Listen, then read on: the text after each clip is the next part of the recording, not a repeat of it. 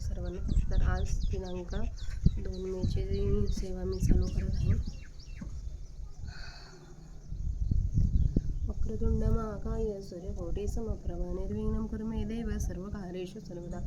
अलंकापुरी पुण्यभूमी पवित्र तिथी नांदतो ज्ञानराजा सुभाग. त्या आठवीता महापुण्यराशी नमस्कार माझा सद्गुरु ज्ञानेश्वराशी.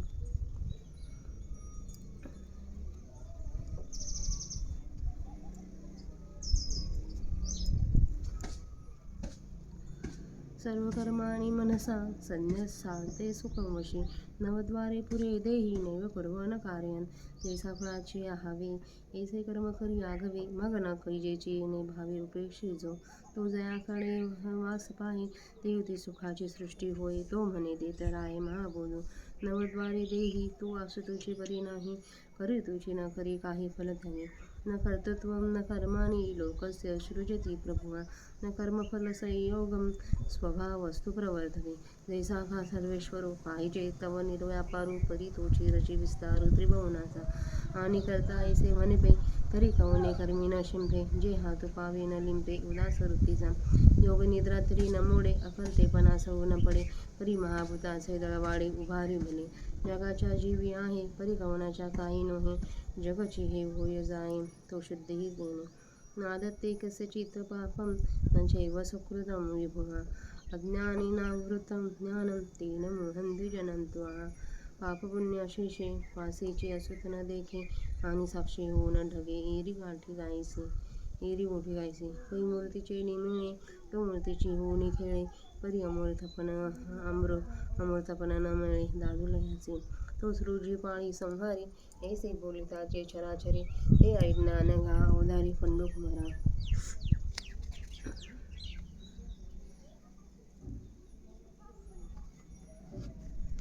ज्ञानेन तु तज्ज्ञानं येषां नाशीतात्मनः. तेषामादित्यवत् ज्ञानं प्रकाशयति तत्परं. ते अज्ञान जैसे मूळ तुटे ते भ्रांतीचे मसेरे फिटे. मग कर्तृत्व प्रगट ईश्वराचे. इथे ईश्वेश्वरू ऐका अकर्ता ऐसे मानले जरी चित्ता. तरी तोची मी हे स्वभावता आधीची आहे. ऐसे निर्विवेक उदो चित्ती त्यासे भेदू कैसा त्रिजगती. देखे आपुलिया प्रतीती जगची मुख. जैशी पूर्व दिशेच्या राहुळी उदयाचे सूर्य दिवाळी. ती राही दिशे त्याचे काळी काळीमा नाही. तद्बुद्धस्य आत्माना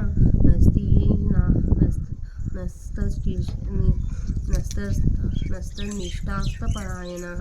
गच्छन्त पुनरावृत्तिं ज्ञानाधी धूर्तकल्मषाः. बुद्धिनिश्चय आत्मज्ञान ब्रह्मरूप भावी आपण ब्रह्मनिष्ठ राखो पूर्ण तत्परायण. अहर्निशे व्यापक ज्ञान भले. ज्यांची हृदयाते दिवसताली त्यांची समता दृष्टी बोले विशेष काही. एक आपणापाची पैजेसे हे देखते विश्व कैसे. हे बोलणे कायसे नवल वेथे. परिदेव ऐसे कैवते करायचे देणे न देखे. का विवेको हा न ओळखे भ्रांती ते जेवे. ना तरी अंधकाराची वाणी जैसा सूर्य न देखे स्वप्नी. अमृत नाही हे कानी कृत्य कथा. हे स्वसंताकास कैसा चंद्रू न स्मरे जैसा. भूती भेदू नेनती तैसा ज्ञानी येते. विद्या विनय संपन्ने ब्राह्मणे गविहस्तनी. शोणीचैव श्वपाके च पंडिता समदर्शना. मग हा मशकू हा गजू ही हा श्वपचू हा द्विजू. कैलैतरू हा आत्मजू हे उरेल के. ना तरी हे धेनू हे श्वान. एक गुरु एक हीन हे असो कैसे स्वप्न जागतया. ऐथा भेदू तरी की देखावा. जरी भाव उरावा होवा तो आधीचे नाही आघवा. आता विषुमुखाई इहेव तर्जितः सर्गो येषां साम्य स्थितं मनः. निर्दोषं हि समं ब्रह्म तस्माद् ब्रह्माणि ते स्थिता. म्हणून सर्वत्र सदा सम ते आपणची अद्वय ब्रह्म. हे संपूर्ण जाणे वर्म समदृष्टीचे. जी हे विषय संगुण सांडिता इंद्रियातीन दडिता. परी भोगली निसंगता कामी विन. जी लोकांचे आधारे लौकिकेचे व्यापारे. विन सांडिले निदसुरे लौकिकुहे. जैसा जन्मना जे खेचना माझी खेचरू असतोची जनानो हे गोचरू. तैसे शरीर तो परी संसारू ओळखे तयांते. हे असो पावनाचे निमिळे तैसे जळीचे जळलोळे. ते आणि म्हणती वेगळे कल्लोळ आहे. तैसे नामरूप तयाचे एरवी ब्रह्मचे तो साचे. मन साम्य आला जयाचे सर्वत्र काळ. ऐसे निसमदृष्टी होई तया पुरुष लक्षण आहे. अर्जुना संक्षेप सांगेन पाहे अच्युत म्हणे.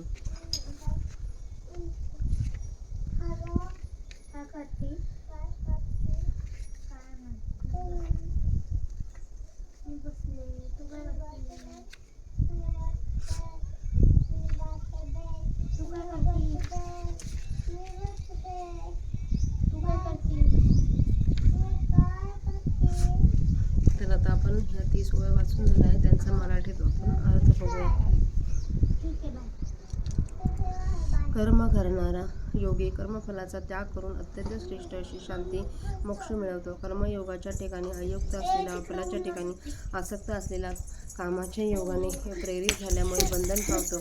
तरी या जगात ज्ञानयोगाने जो संपन्न झाला आहे त्याला कर्मफलाचा वीट आलेला आहे. त्याला घरात घुसून शांती वरते. अर्जुना, त्याहून दुसरा अयुक्त कर्माच्या बंधामुळे अभिलाषेच्या दाव्याने फलभोगाच्या कुंठाला बांधला जातो. सर्व कर्माच्या मनाने साक्षात नव्हे संन्यास करून सर्व कर्माच्या मनाने संन्यास करून जितेंद्रिय पुरुष नवद्वारांच्या या देवरूपी नगरात सर्व करूनही काही न करता व न करविता आनंदाने राहतो.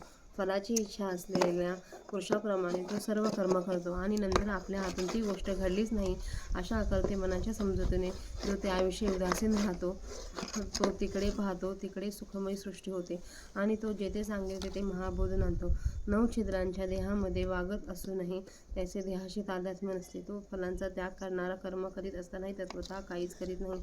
सर्वेश्वर, विश्वाची निर्मिती, त्यातील व्यापार व त्या व्यापारांचा फलाशी संयोग यापैकी काहीही उत्पन्न करीत नाही. हे सर्व स्वभावाने म्हणजे प्रवृत्तीकडून होत असते.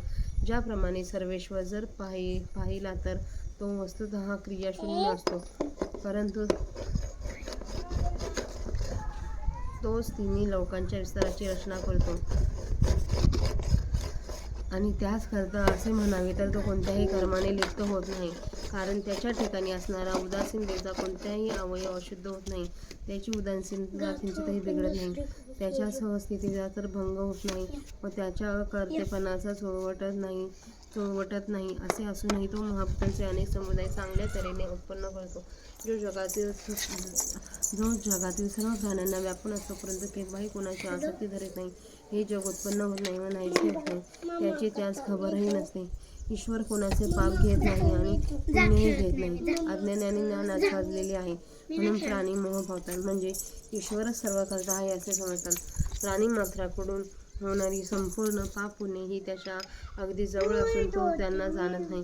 फार काय तो त्यांचा साक्षीही होऊन राहत नाही, तर मग दुसरी गोष्ट कशाला बोलायच पाहिजे. सगुण स्वरूपाच्या संगतीने तो सगुण होऊन क्रीडा करतो, परंतु त्या समर्थाच्या विश्वाची निर्मिती, त्यातील व्यापार व त्यातील फलांचा संयोग यापैकी काहीही उत्पन्न करत नाही. हे सर्व स्वभावाने म्हणजे प्रकृतीकडून होतात.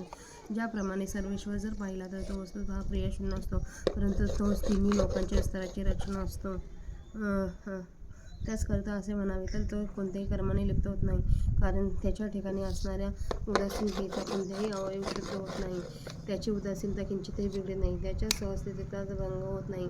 त्याच्या कर्तेपणाचा चोळवटत नाही. असे असूनही तो महाभूतांचे अनेक समुदाय चांगल्या तऱ्हेने उत्पन्न होतो. जो जगातील सर्व प्राण्यांना व्यापून असतो, परंतु केव्हाही कोणाची आसक्ती धरीत नाही. हे जग उत्पन्न होते व नाहीसे होते, याची खास खबरही नसते. ईश्वर कोणाचे पाप घेत नाही व पुण्यही घेत नाही. अज्ञान आणि ज्ञान आच्छादलेले आहे, पण प्राणी मोह पावतात, म्हणजे ईश्वरच सर्व करता असे समजतात. प्राणी मात्राकडून होणारी संपूर्ण पाप पुण्य ही त्याच्या अगदी जवळ असून तो जाणत नाही. तो त्यांना जाणत नाही. पाय काय तो त्यांचा साक्षी होऊन राहत नाही, तर मग दुसरी गोष्ट बोलावंच कशाला पाहिजे. सगुण स्वरूपाच्या संगतीने तो सगुण होऊन क्रीडा करतो, परंतु त्या समर्थाच्या निर्गुणपणाला मलिनपणा येत नाही. तो उत्पन्न करतो, पालन करतो व संहार करतो, असे त्याच्या कर्तृत्वाविषयी सर्व लोकात वर्णवते. अर्जुना, एक ते केवळ अज्ञान आहे,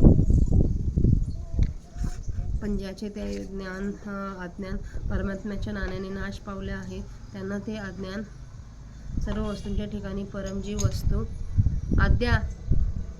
तिच्या हातात 2-2 वस्तू नको ना देऊ, ती उतरताना त्रास होईल तिला उतरताना बाळा. परम जी वस्तू तिचे सूर्याप्रमाणे प्रकाशन करते. ते अज्ञान ज्या वेळेला संपूर्ण नाहीसे होते त्यावेळेला भ्रांतिरूप काळजी दूर होते आणि मग ईश्वराचे अकर्तृत्व प्रतीतीला येते आणि ईश्वर एक अकर्ता आहे असे जर चित्ताला पटले आणि मनापासून स्वभावता तोच ईश्वरच मी आहे तर मीही उघडच अकर्ता आहे अशा विचाराने चित्तात उदय केला असता त्याला तिन्ही लोकात भेद कशाचा, तो आपल्या अनुभवाने सर्व जगच मुक्त आहे असे भासतो. ज्याप्रमाणे पूर्व दिशेच्या राजवाड्यात सूर्योदयरूपी दिवाळी झाली असता त्याच वेळेला दुसऱ्याही दिशातील काळोख नाहीसा होतो.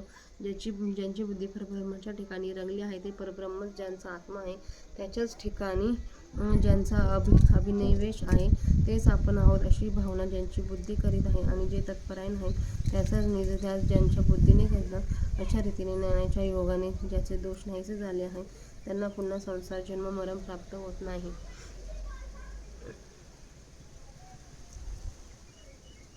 आत्मज्ञानासंबंधी त्याच्या बुद्धीचा निश्चय झाला म्हणजे साधक आपणच आपल्याला ब्रह्मरूप मानू लागतो आणि आपली वृत्ती पूर्ण ब्रह्माकार ठेवून तो रात्रंदिवस त्याचं अनुसंधानात असतो. असे चांगले व्यापक ज्ञान ज्यांच्या हृदयाचा शोध करीत आहे ज्यांना प्राप्त झाले त्यांची जी समता दृष्टी होते तीच शब्दांनी विशेष काय वर्णन करू ते जसे आपल्यालाच ब्रह्मरूप पाहतात तसेच ते सर्व जगाला ब्रह्मरूप पाहतात हे तेथे सांगण्यास काय मोठे आश्चर्य आहे.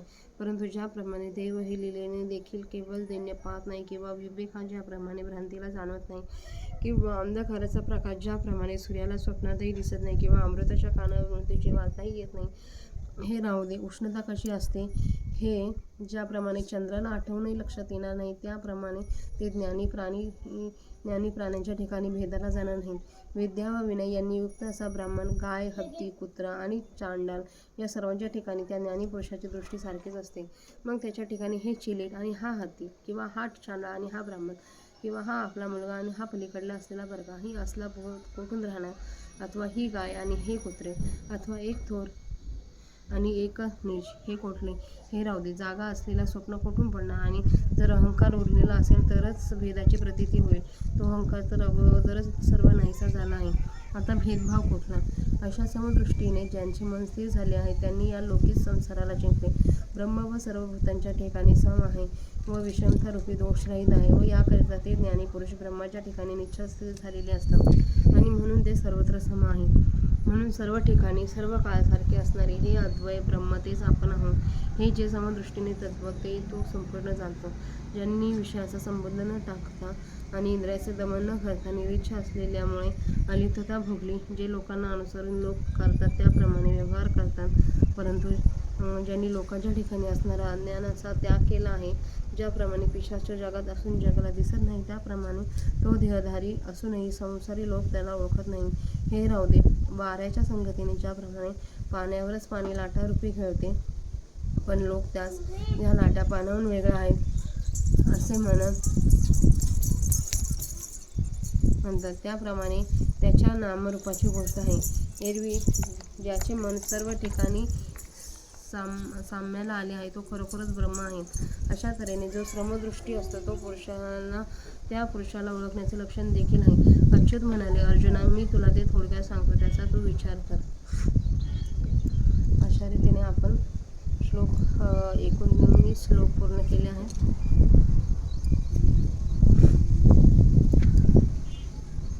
आता मी सध्या फक्त वाचनाचंच काम करत आहे कारण की माऊलींचे ज्ञानाचे प्रगल्भता आणि श्रीकृष्णाने अर्जुनाला सांगितलेले ज्ञान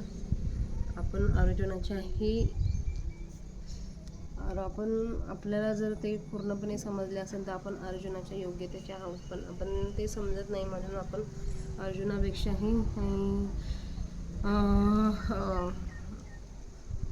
अर्जुनापेक्षाही कमी